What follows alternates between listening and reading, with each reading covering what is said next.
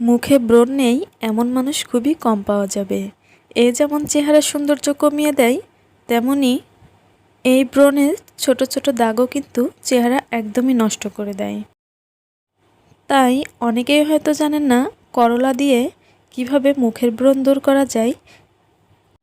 আমরা অনেকেই শুনে এসেছি যে নিম পাতা দিয়ে মুখের ব্রণ দূর করা যায়, কিন্তু করলা দিয়েও যে মুখের ব্রণ দূর করা যায় সেটা কিন্তু অনেকেরই জানা নেই। তো তার জন্য আমি আজকে এই রেমেডি একটি তৈরি করে দেখাবো। মাত্র 2 দিনে মুখের ব্রণ একদম দূর হয়ে যাবে। আমাকে অনেক বন্ধুরাই কমেন্ট করে থাকো যে আপু কিভাবে মুখের ব্রণ দূর করা যায়, এই নিয়ে একটি ভিডিও তৈরি করো। তো তাদের জন্য আমি আজকে দুর্দান্ত একটি রেমেডি নিয়ে হাজির হয়েছি। এই রেমেডিটি ব্যবহার করলে 100% ব্রণ দূর হবে।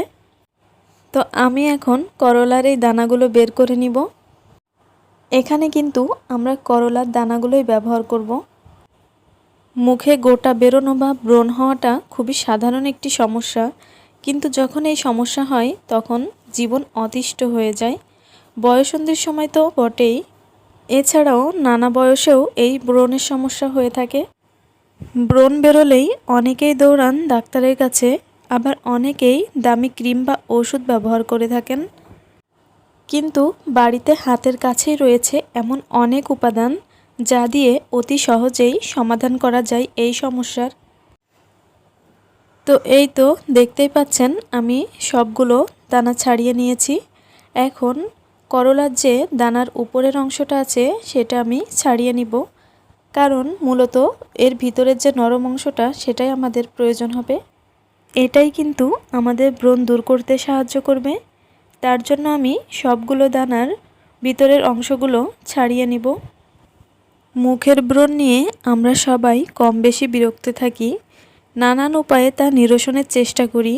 এই ভিডিওতে আমরা ঘরোয়াভাবে অতি সমাধান দিব, যা কিনা অনেকেই খুব দ্রুতই ব্রণের সমস্যা থেকে রেহাই পাবেন। এই রেমেডিটা আমি নিজেই পরীক্ষিত, তাই ভাবলাম আমার আপু এবং ভাইয়ারা তাদের জন্য আমি একটি ভিডিও শেয়ার করি যেন তাদের উপকার হয়। এই তো দেখতেই পাচ্ছেন সবগুলো দানা আমি ছাড়িয়ে নিয়েছি, আর এখন শক্ত কিছু দিয়ে খুব ভালোভাবে দানাগুলোকে পেস্ট করে নিতে হবে। আপনাদের মুখে যদি ব্রণ বেশি থাকে সেই ক্ষেত্রে এটার পরিমাণ একটু বাড়িয়ে নেবেন। আর আমি শুধুমাত্র আপনাদের দেখানোর উদ্দেশ্যেই তৈরি করেছি, কারণ এখন আর আমার মুখে তেমন কোনো ব্রণ হয় না। আমি অনেক আগে থেকেই এই রেমেডিটি ট্রাই করতাম এবং এর রেজাল্টও পেয়েছি। আপনারা মাত্র 2 দিন ব্যবহার করলেই বুঝতে পারবেন এটা কতটা কার্যকরী। এই যে আমি এখন এটার একটা পেস্ট তৈরি করে নিয়েছি। এখন আমি এর মধ্যে লেবুর রস মিশিয়ে নিব। আপনারা চাইলে লেবুর রসের পরিবর্তে গোলাপ জলও ব্যবহার করতে পারেন।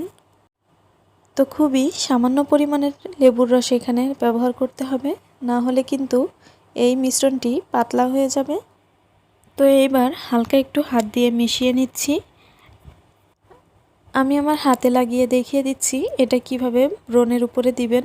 তো দেখুন ঠিক এইভাবে ব্রণের উপরে লাগিয়ে নেবেন, আর এটা গোসলের পূর্বে লাগাতে হবে। 10 থেকে 15 মিনিট এইভাবে লাগিয়ে রেখে দিবেন। তো আশা করি এই ভিডিওটি আপনাদের কাছে ভালো লেগেছে। যদি ভালো লাগে তাহলে প্লিজ একটি লাইক দিয়ে দিবেন। এখন বিদায় নিচ্ছি। আল্লাহ হাফেজ।